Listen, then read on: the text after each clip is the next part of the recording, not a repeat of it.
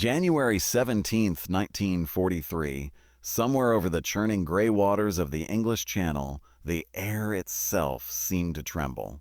At 23,000 feet, where the oxygen thinned and frost painted delicate patterns on cockpit glass, Oberleutnant Klaus Weber banked his Messerschmitt Bf 109 into a shallow turn, his gloved hand steady on the control stick.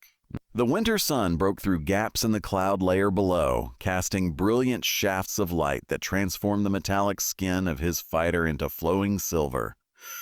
He was hunting. In the distance, perhaps 8 kilometers ahead, he could make out the dark specks of American bombers returning from a raid over occupied France. The formation looked ragged, wounded, easy prey. Weber pushed the throttle forward, and the Daimler-Benz engine responded with a familiar growl, a sound he'd come to trust like his own heartbeat.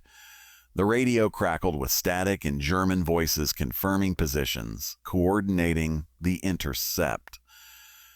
This was routine now. After 2 years of war in the skies over Europe, he'd done this dozens of times, but today, something was different. Today, for the first time, he heard a sound that would haunt German pilots for the rest of the war, a deep, rolling thunder that seemed to come from everywhere and nowhere at once, growing louder with each passing second until it drowned out even the roar of his own engine. The Republic P-47 Thunderbolt had arrived in the European theater. To understand why this single aircraft would come to represent everything German pilots feared about fighting America, one must first understand what the Luftwaffe had become by the winter of 1943. 2 years earlier, they had been invincible. They had swept aside the Polish Air Force in days, humbled the French, and fought the Royal Air Force to a stalemate over Britain. German fighter pilots were the aristocrats of the Wehrmacht, celebrated in propaganda, decorated with medals, given privileges that ordinary soldiers could only dream of. They flew machines that represented the pinnacle of German engineering, sleek, fast, maneuverable aircraft designed by men who understood that air combat was an art form requiring precision instruments. The Bf 109 was a thoroughbred, a rapier, a fighter that rewarded skill and punished mistakes. It was light, responsive, efficient. It was European in its philosophy. Do more with less, achieve excellence through refinement. But by 1943, the arithmetic of the air war had shifted in ways that German planners had never anticipated. The bombers kept coming. Love man. Waves of them, Boeing B-17 Flying Fortresses and consolidated B-24 Liberators, formations that stretched across miles of sky, protected by layered defenses of armor and machine guns.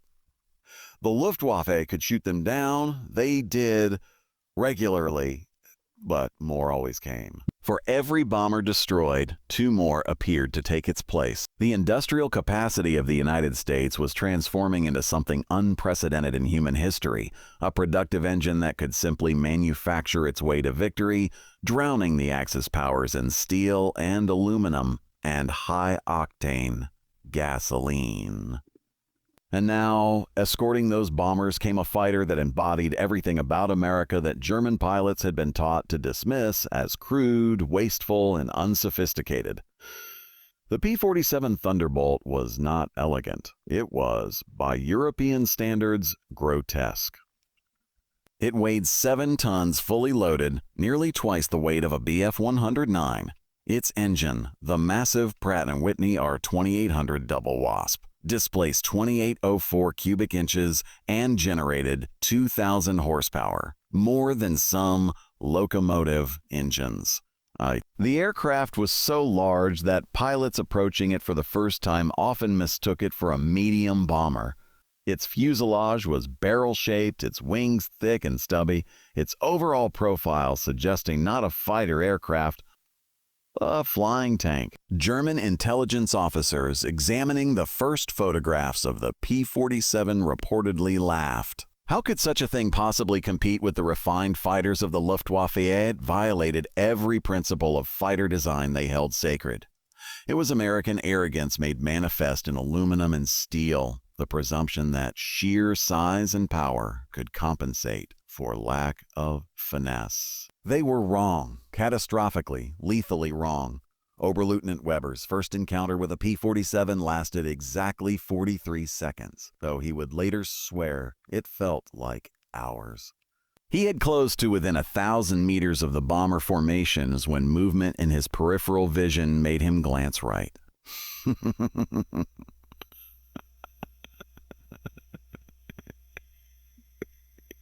Immediate comprehension. A massive shape was diving on him from above and behind, dropping out of the sun like a falling building. The aircraft seemed impossibly large for a single-engine fighter, and it was moving faster than anything he'd ever seen at that altitude.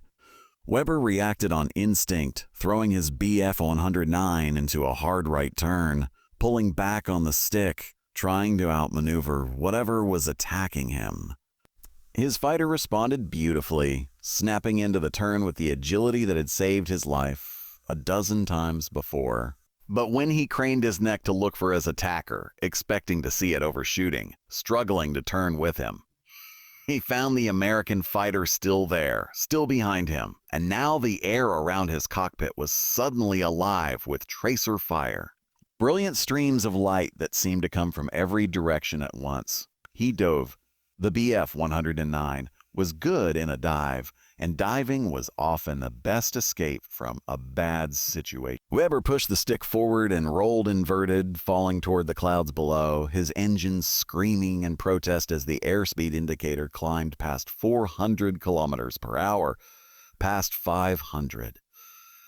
Surely nothing that large could follow such a maneuver. But the thunder stayed with him, growing louder, and when he dared another glance back, the P-47 was still there, still gaining, and now he could see details: the massive propeller, the gun ports in the wings, the American star insignia. His training took over. He pulled out of the dive hard, harder than he'd ever pulled before, the G-forces crushing him down into his seat, gray creeping in at the edges of his vision.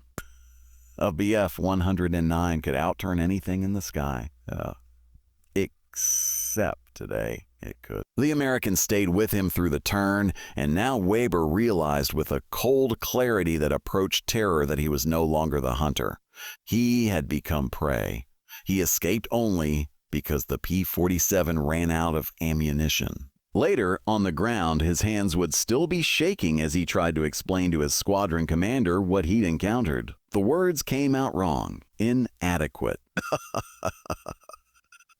He sounded like he was describing a ghost or a nightmare. Other pilots who'd engaged the Americans that day reported similar experiences. The P-47s were everywhere, arriving suddenly from high altitude, diving at speeds that seemed impossible, firing devastating barrages from 8 heavy machine guns, then climbing back to altitude before German fighters could effectively respond. Experienced Luftwaffe pilots who had survived years of combat found themselves thoroughly outmatched by American pilots who, in many cases, had never seen combat before arriving in Europe. The secret of the Thunderbolt's effectiveness lay not in any single characteristic, but in the synthesis of multiple advantages, each amplifying the others, creating a weapon system that redefined air combat. The massive R-2800 engine didn't just provide power, it provided options. At high altitude, where the turbocharger maintained sea-level performance, a P-47 could reach speeds exceeding 430 miles per hour, faster than any German fighter in service. More importantly, it could maintain that speed while climbing, something no German pilot had encountered before. Traditional fighter tactics assumed that a diving attacker would lose energy and need time to recover before attacking again. The P-47 simply climbed back to altitude immediately after an attack, maintaining the initiative, denying German fighters the opportunity to regroup or counterattack. The weight that had seemed like a liability transformed into an asset in combat. In a dive, the P-47 was simply unstoppable. German pilots would report emptying their ammunition at diving Thunderbolts only to see their bullets literally bounce off the American aircraft's armored skin. The P-47 featured protection that bordered on excessive by European standards, armor plate behind the pilot, in front of the pilot surrounding the engine, protecting fuel tanks. A Bf-109 carried 8 millimeters of armor protecting the pilot's back. A P-47 carried armor plates totaling more than 200 pounds, strategically positioned to protect against attacks from any angle. One German pilot, Werner Mölders, a decorated ace with over 100 victories, wrote in his diary after encountering P-47s for the first time, "We hit them and hit them, and they simply fly away, trailing smoke perhaps, but they do not fall. It is like shooting at a locomotive." But it was the firepower of the Thunderbolt that truly revolutionized air combat over Europe. 8 Browning M2 150 caliber machine guns, 4 in each wing, each gun fed by a belt of 425 rounds. When all 8 guns fired simultaneously, the P-47 could deliver a weight of fire of 96 pounds per second, more than twice what a Bf-109 could produce. The 50 caliber round was a devastating piece of ammunition, a finger-sized projectile weighing nearly 2 ounces, traveling at nearly 2,900 feet per second, with enough kinetic energy to punch through engine blocks and armored windscreens. German pilots quickly learned that even a short burst from a P-47 could tear a Bf-109 or FW-190 apart. Combat reports from the spring of 1943 document instances of German fighters literally disintegrating in mid-air after being struck by fire from a Thunderbolt, the wings folding back, the fuselage breaking in half, pieces scattering across miles of sky. Lieutenant Harold Hal Fisher of the 78th Fighter Group recorded in his mission log an encounter that illustrated the psychological impact of the P-47's firepower. On March 3, 1943, while escorting bombers over the Ruhr Valley, Fisher engaged a formation of 6 Bf-109s, attacking the bomber stream. He singled out the trailing aircraft and opened fire at a range of 300 yards. His gunfire cameras, which automatically recorded whenever the guns fired, captured what happened next. The first burst struck the German fighter's left wing root, and the entire wing instantly separated from the fuselage, spinning away into the slipstream. The Bf-109 flipped inverted and entered a flat spin, falling toward the industrial landscape below. Fisher noted that the remaining German fighters immediately broke off their attack on the bombers and fled. They had seen what the Thunderbolt could do, and they wanted no part of it. This pattern repeated itself throughout the spring and summer of 1943. German fighters, upon encountering determined resistance from P-47s, would often abandon attacks on bomber formations entirely, choosing survival over completing their mission. The tactical doctrine that evolved around the Thunderbolt exploited every advantage the aircraft offered. American commanders quickly realized that the P-47's performance at high altitude made it ideal for a new style of fighter operation. Rather than staying close to the bombers weaving back and forth to match their slower speed, P-47 groups would climb to 30,000 feet or higher, positioning themselves 5 or 10 miles ahead of the bomber stream, waiting.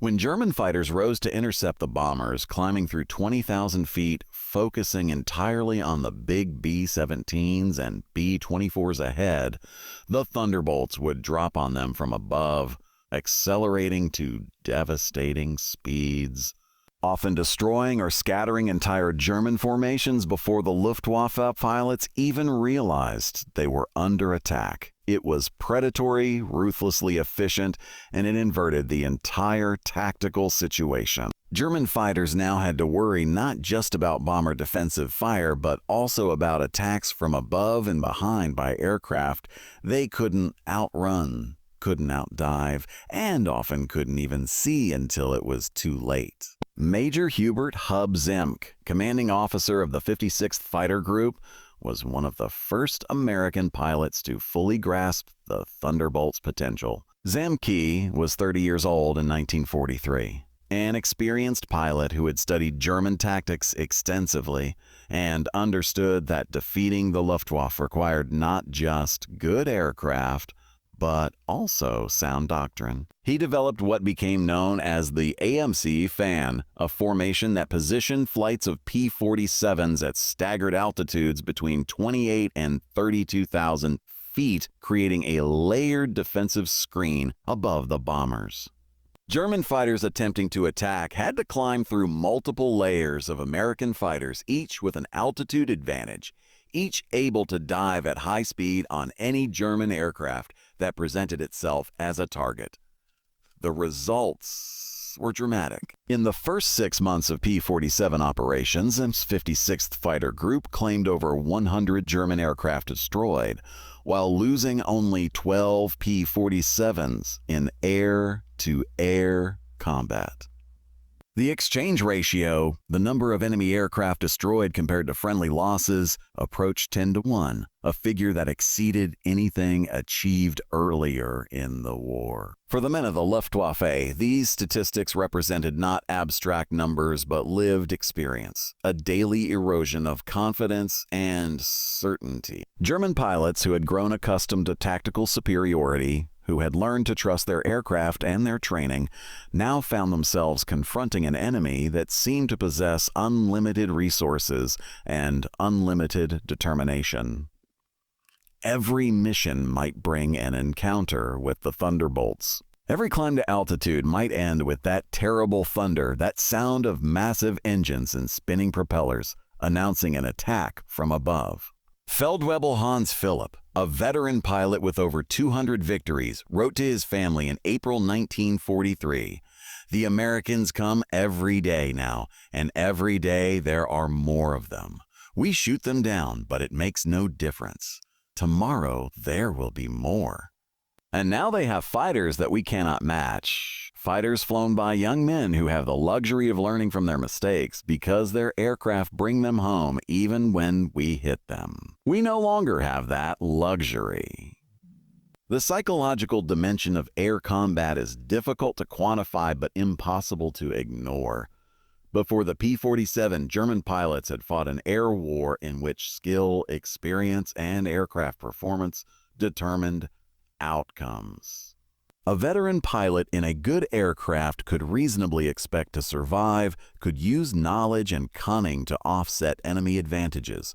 But the Thunderbolt created situations where skill became almost irrelevant. A German pilot could execute a perfect defensive maneuver, could outturn his attacker, could use every trick learned in 3 years of combat, and still find the P-47 right behind him, still firing, still pursuing. The aircraft simply would not break off. It would not overshoot. It would not run out of energy.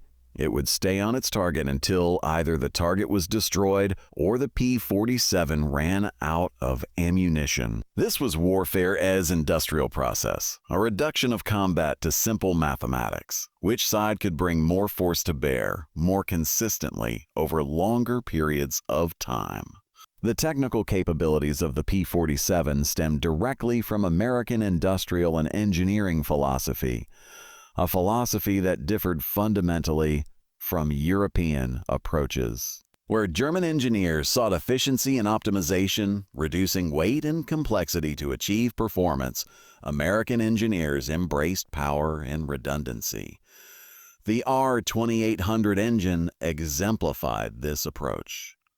It was not efficient by European standards. It consumed enormous quantities of high-octane fuel, required extensive maintenance, and weighed nearly a ton by itself.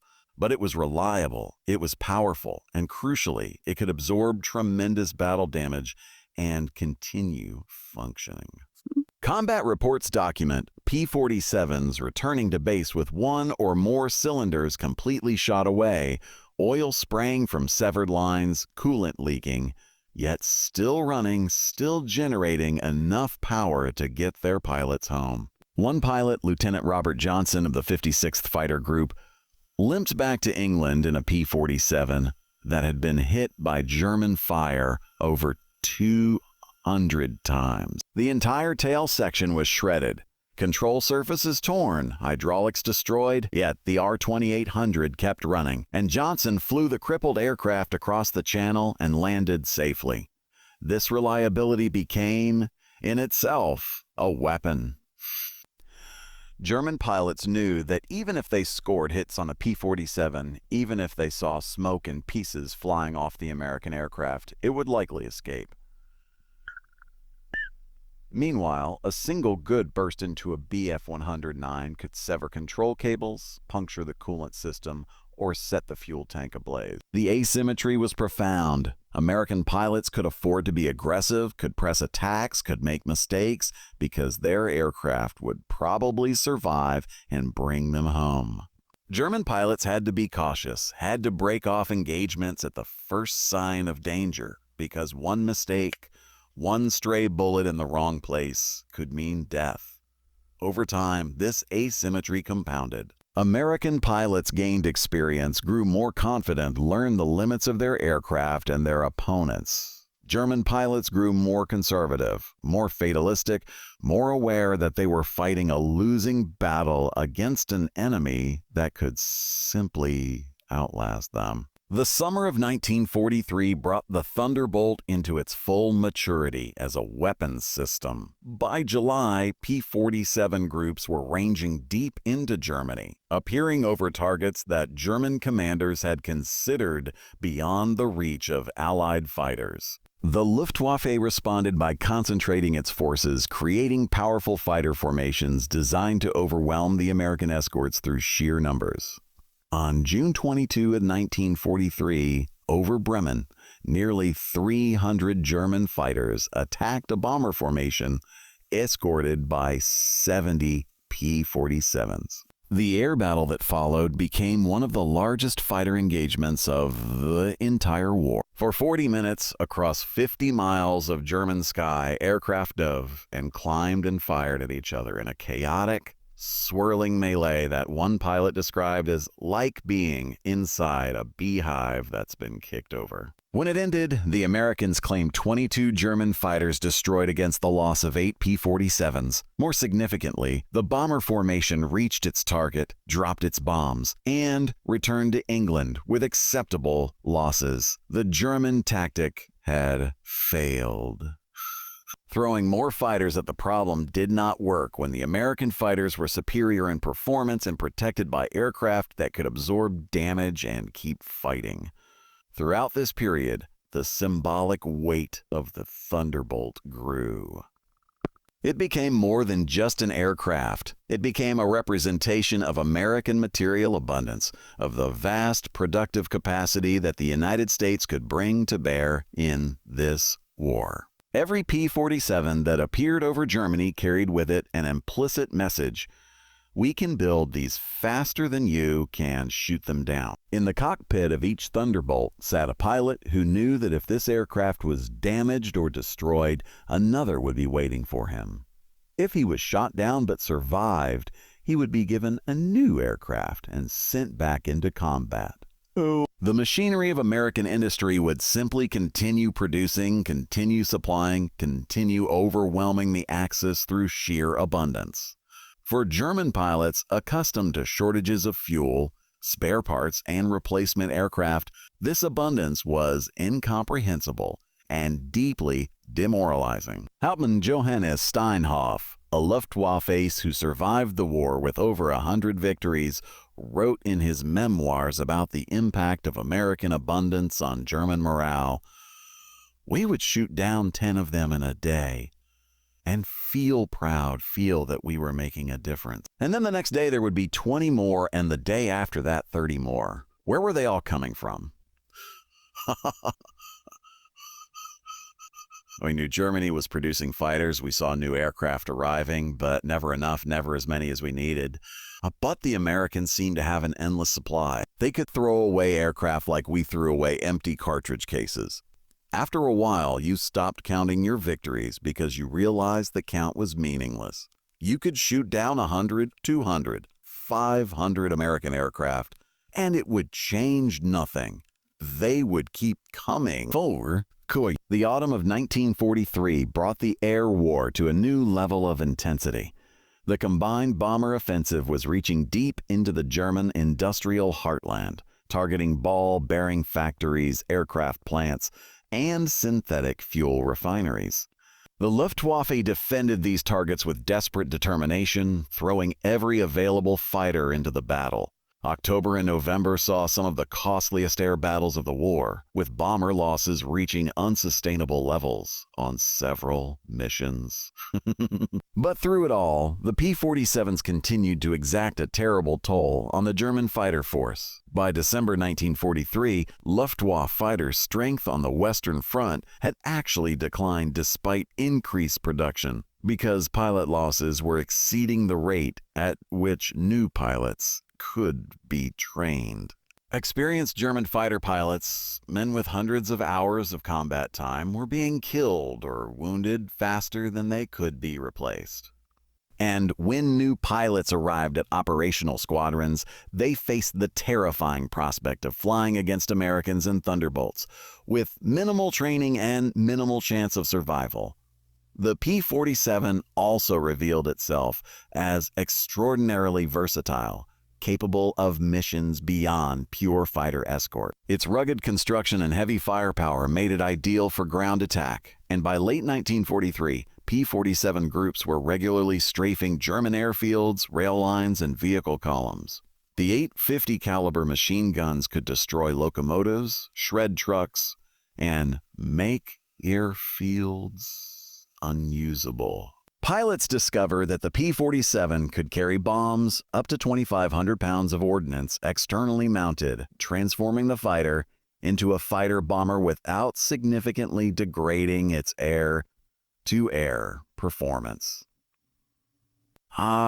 This versatility meant that German ground forces already struggling against Allied advances now had to contend with attack aircraft that could also defend themselves against interceptors. A formation of P-47s strafing a German convoy could fend off defending fighters, complete their ground attack mission, and return to base, all without requiring additional escort. The tactical evolution continued through early 1944.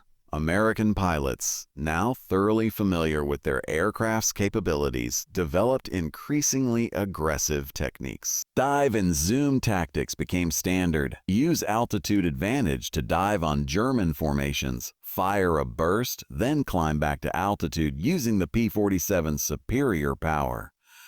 German fighters found themselves unable to counter this approach.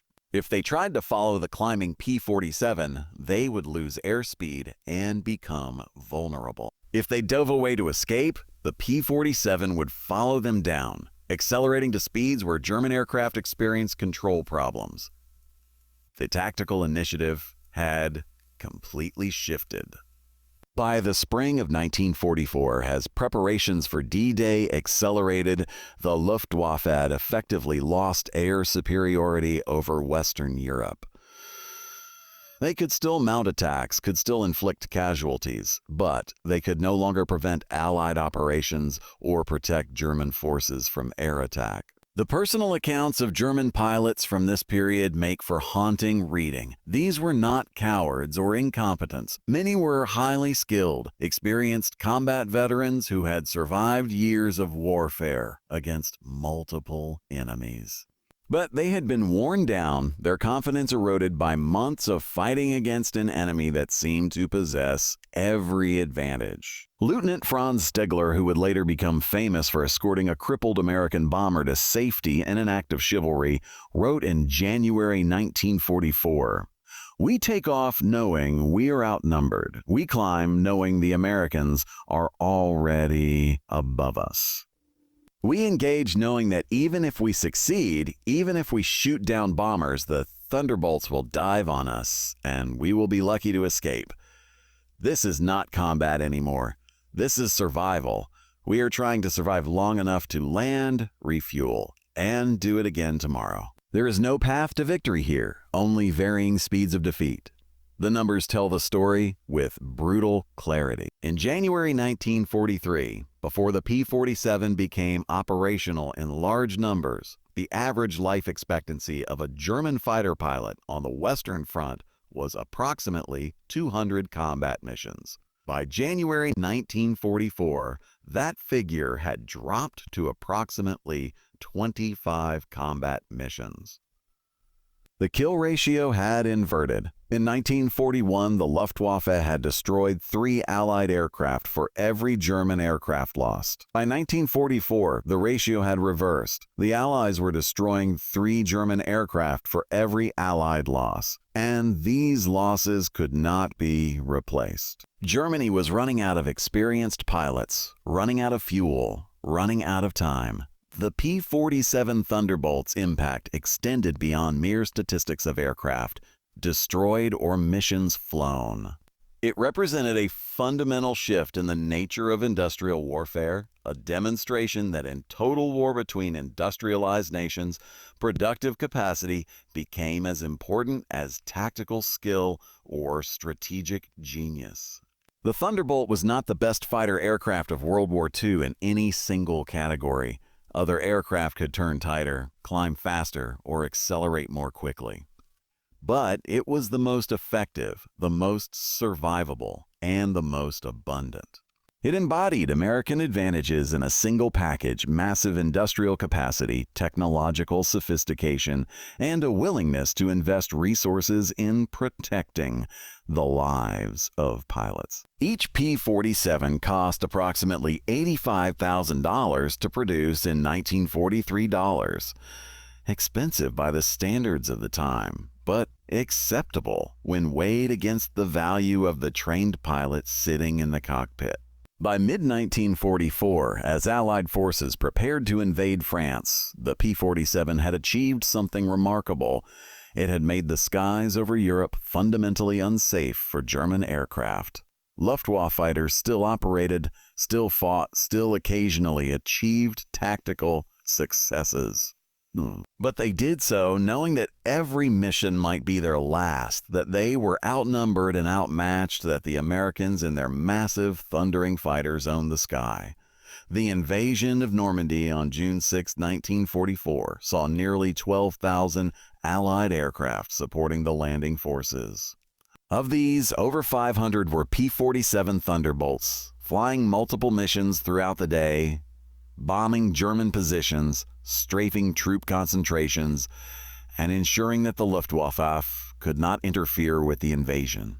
German aircraft barely appeared over the beaches. Those that did were quickly driven off or shot down. The Luftwaffe had been defeated as an effective fighting force, and the P-47 had played a central role in that defeat.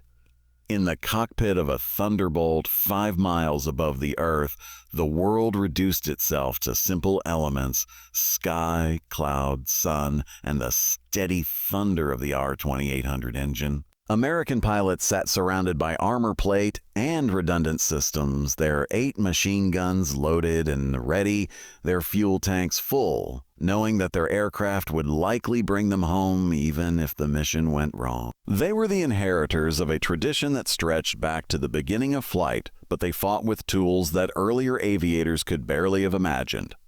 The P-47 was not a weapon of elegance or finesse. It was a weapon of power and endurance, of industrial might translated into altitude and speed and firepower. It was American in the most fundamental sense: big, loud, powerful, and utterly effective. The German pilots who faced the Thunderbolt understood, perhaps better than anyone, what it represented. Every encounter reinforced the same lesson.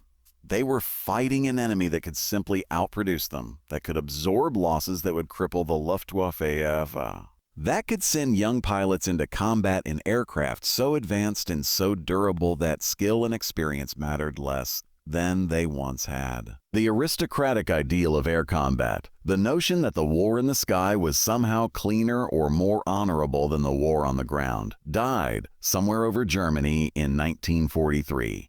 and 1944 shot down by the same machine guns that tore apart Messerschmitts and Focke-Wulfs. The legacy of the P-47 Thunderbolt extends beyond its combat record, impressive as that record is. More than 15,000 P-47s were produced during the war.